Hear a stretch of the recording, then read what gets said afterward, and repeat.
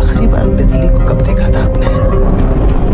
मैं ये भूत को नहीं मानता। जिस चीज को देखा ही नहीं उससे क्या करना। मेरी बात मानो, हम बहुत गलत कर रहे हैं। क्या यहाँ पे अचानक कोई मर गया था? हो सकता है। उस कमरे में किसी का भी जाना खतरे से खाली नहीं।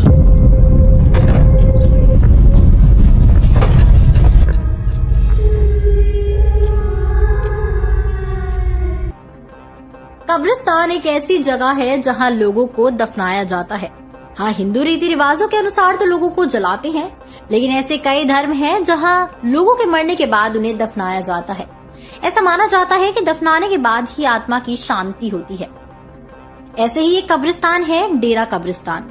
कम से कम 1 किलोमीटर से भी ज्यादा लंबी फेंसिंग वाला ये कब्रिस्तान लोगों के लिए बहुत ही हॉन्टेड जगह है।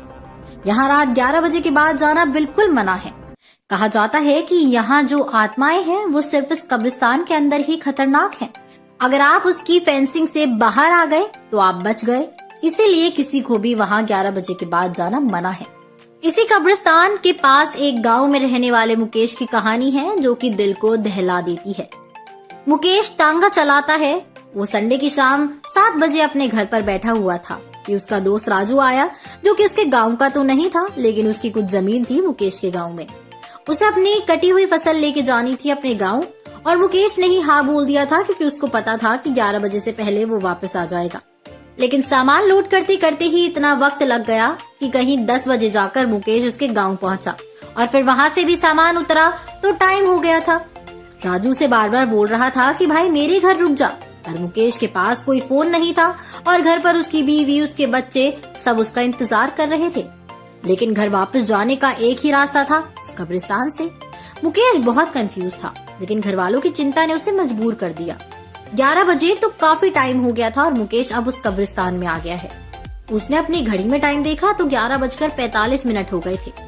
एक बार को उसने सोचा कि लौट जाता हूँ, लेकिन उसने सोचा अब यहाँ से क्या लौटना। उसने हिम्मत की और वो आगे बढ़ा। तांगा थोड़ा ही आगे बढ़ा था कि उसको लगा कि कोई उसके तांगे पर आके बैठ गया है। उसने पीछे मुड़कर देखा तो कोई नहीं था। पहली बार में मुकेश ने उसको अपना डर समझकर जाने दिया, लेकिन वो जैसे जैसे आगे बढ़ रहा था उसके टांगे में वजन बढ़ता जा रहा था।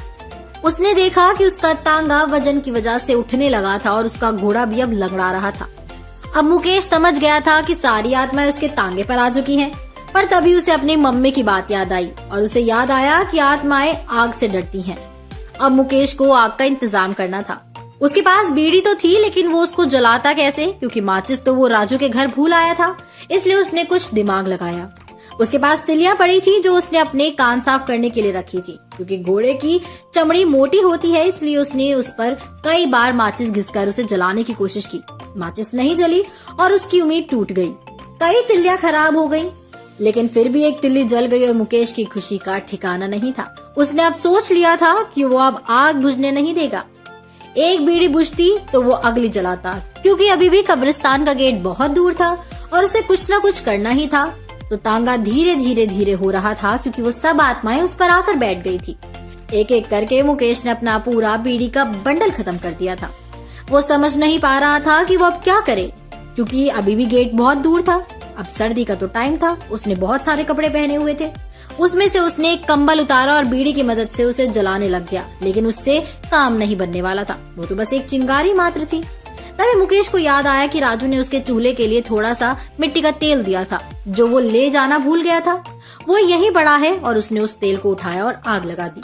अब मुकेश का कंबल जलने लगा, लेकिन इस चिंगारी से आग कहाँ जाती। अब इसलिए मुकेश ने तिल्लियों को फिर जलाना शुरू किया और इस बार वो आसानी से जल गई। मुकेश ने अपना कंबल जला दिया। इससे वो सेफ भी था और उसे सर्दी भी नहीं लग रही थी। अब कंबल बुझने ही वाला था कि मुकेश ने अपना स्वेटर भी जला दिया। अब इसी की वजह से तांगे से जब थोड़ा सा वजन कम हुआ, फिर उसने अपनी शर्ट उतारी और वो भी जला दी। अब गेट ज्यादा दूर भी नहीं था, लेकिन आग खत्म हो रही थी। तो मुकेश ने सोचा कि जान बचाने से ज्यादा जरूरी कुछ नहीं है, और उसने अपनी बनियान भी जला दी। और फिर जब ऊपर सब खत्म हो गया तो उसने अपना पजामा भी जला दिया। अब सिर्फ उसके बदन पर एक कपड़ा था, जिसे जलाने से पहले भी वो एक बार नहीं सोचता। लेकिन तब तक दरवाजा आ गया था और मुकेश ने जो देखा उसके होश उड़ गए। कब्रिस्तान से बाहर निकलते ही एक भयानक औरत उसके तांगे से उतरी और बोली, इस बार तो तू बच गया, लेकिन अगली बार नहीं बच पाएगा। मुकेश वहां से तांगा लेकर घर की ओर बहुत तेज भागा।